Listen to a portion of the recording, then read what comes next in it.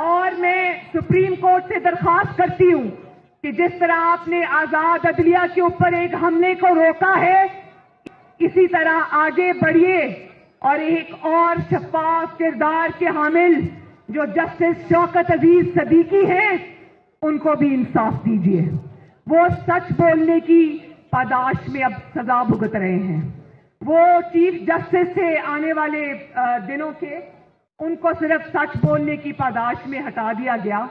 उनको बलूचिस्तान के आज इस हाल को पहुंचने की एक ही वजह है कि वो ये वजह है कि आवाम के वोट को इज्जत नहीं मिलती। हाकिम के गिरेबान पर आवाम का किसी और का हाथ होता है, ये कहना है मरियम नवाज का जलसागाह में खिताब करते हुए। मजीद उनका कहना था, कायद-ए-आज़म ने कहा था मेरे आवाम के वोट को इज्जत दो, अपने हलफ की पासदारी करो। आपसे दरख्वास्त करती हूँ कि जस्टिस शौकत अजीज सदीकी को भी इंसाफ फराहम कीजिए और इंशाअल्लाह तुम सुन लो, वो वक्त आ रहा है कि तुम्हारी 2 साल की नहीं, तुम्हारी 72 साल की मेहनत जाया होने को है। अब अवाम की हाकमियत का सूरज तलू होने को है। वोट इज्जत पाने को है और वोट को पांव तले रोंदने का सिलसिला बंद होने को है। और आखिर में एक और बात, मेरे बलूचिस्तान के भाइयों, मुझे अलिफ लैला के एक और किरदार का नाम याद आ रहा है। भला कौन? कोयटा के भाइयों और बहनों। मरियम नवाज जलसागाह में खिताब कर रही हैं। उनका कहना है कि सुप्रीम कोर्ट के फैसले में कहा गया जस्टिस फाइज़ ईसा के खिलाफ रेफरेंस बदनीयती पर मबनी था और इमरान न्याजी समेत तमाम जिम्मेदारों को इस तारीखी नाकामी पर इस्तीफ़ा देना चाहिए, ये कहना है उनका। और मज़ीद उन्होंने कहा कि बलूचिस्तान के आज इस हाल को पहुँचने की एक ही वजह है और वो वजह यह है कि आवाम के वोट को इज़्ज़त नहीं मिल रही। अब ये सिलसिला ख़त्म होगा, वोट को इज़्ज़त मिलेगी और वोट को पैरों में रोंदने का सिलसिला जो है अब ख़त्म हो जाएगा, ये भी कहना है उनका जलसागाह में खिताब करते हुए। कायद-ए-आज़म के हवाले से भी उन्होंने बात की और कहा कि कायद-ए-आज़म की रूह भी देख रही है कि इनकी तलकीन को मिट्टी में मिला दिया गया है, ये भी कहा गया मरियम नवाज की जानिब से जलसागाह में खिताब करते हुए। और उन्होंने कहा कि ये समझते हैं कि कोयटा के अवाम को अपने नुमाइंदे चुनने का हक नहीं, रात दिन माँ और बाप के नाम पर पार्टी बनती है जो एक बच्चे को जन्म देती है। मरियम नवाज इसी बच्चे को वज़ीर आला की कुर्सी पर बिठा दिया जाता है, ये कहना है मरियम नवाज का जलसागाह में खिताब करते हुए।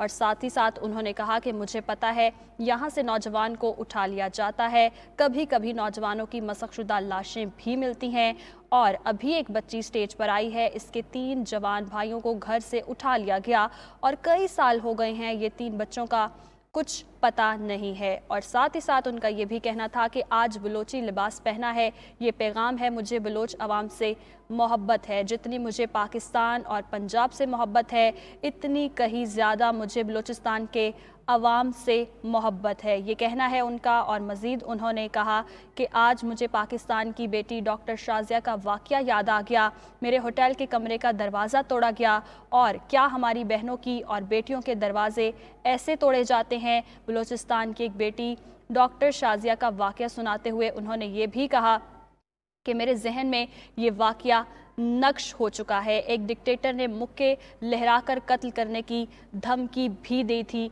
ये भी कहना है मरियम नवाज का जलसागाह में खिताब करते हुए। मज़ीद उन्होंने कहा कि ये जो बच्ची आई है इसके वाक़े पर मुझे रोना आ गया, आज तक मेरे आंसू नहीं आए, मुझे जेल में डाला गया, मेरी आंख में आंसू नहीं आया, मेरी माँ वहाँ मर गई लेकिन तब भी मेरी आंख में आंसू नहीं आए, लेकिन मेरे वालिद को आपने जेल में डाला, मेरी आंख में तब भी आंसू नहीं आए, आज इस बच्ची की बात सुनकर मेरी आंख में आंसू आ गए हैं। खुदारा खौफ खुदा करें और रहम करें इन बच्चों पर।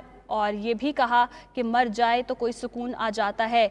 मरियम नवाज ने ये भी कहा कि लेकिन जब ये पता चले कि उसके अपने कहीं नहीं हैं, कुछ पता नहीं कि ज़िंदा हैं या मर गए और कहाँ हैं, तो सुकून नहीं आता। ये भी कहा कि मुझे पता है कि यहाँ के नौजवानों को उठा लिया जाता है, कभी कभी नौजवानों की मसखशुदा लाशें भी मिलती हैं, मरियम नवाज ने ये कहा।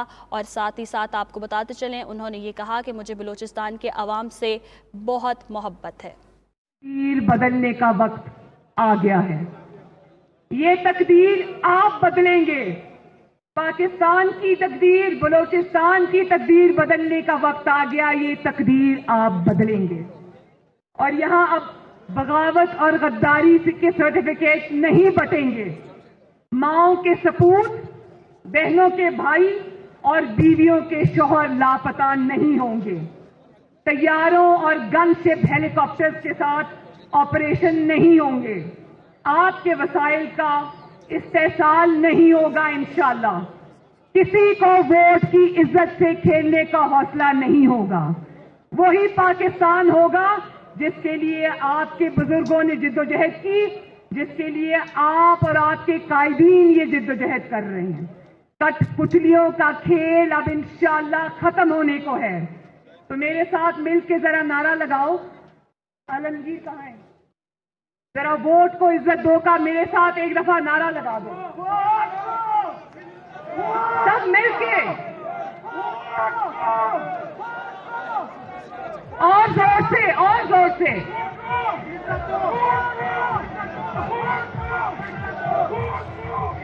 आखिर में कोयटा जिंदाबाद, पीडीएम जिंदाबाद, बलूचिस्तान जिंदाबाद, पाकिस्तान पाइंदाबाद। शुक्रिया। मरियम नवाज जलसागाह में खिताब कर रही थी। उनका कहना है किसी को वोट को इज्जत से खेलने का हौसला नहीं है।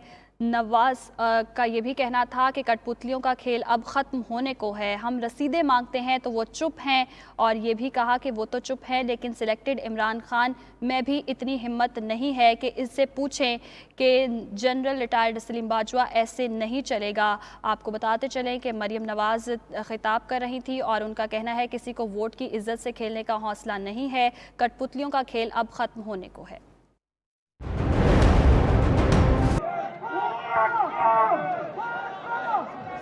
और जोर से, और जोर से।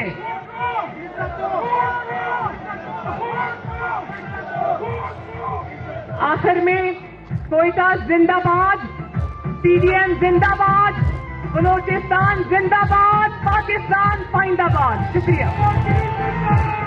मरियम नवाज जलसागाह में खिताब कर रही थी। उनका कहना है किसी को वोट को इज्जत से खेलने का हौसला नहीं है। नवाज का ये भी कहना था कि कठपुतलियों का खेल अब ख़त्म होने को है। हम रसीदें मांगते हैं तो वो चुप हैं, और ये भी कहा कि वो तो चुप हैं लेकिन सिलेक्टेड इमरान खान में भी इतनी हिम्मत नहीं है कि इससे पूछें कि जनरल रिटायर्ड सलीम बाजवा ऐसे नहीं चलेगा। आपको बताते चलें कि मरियम नवाज खिताब कर रही थी और उनका कहना है किसी को वोट की इज्जत से खेलने का हौसला नहीं है। कठपुतलियों का खेल अब ख़त्म होने को है।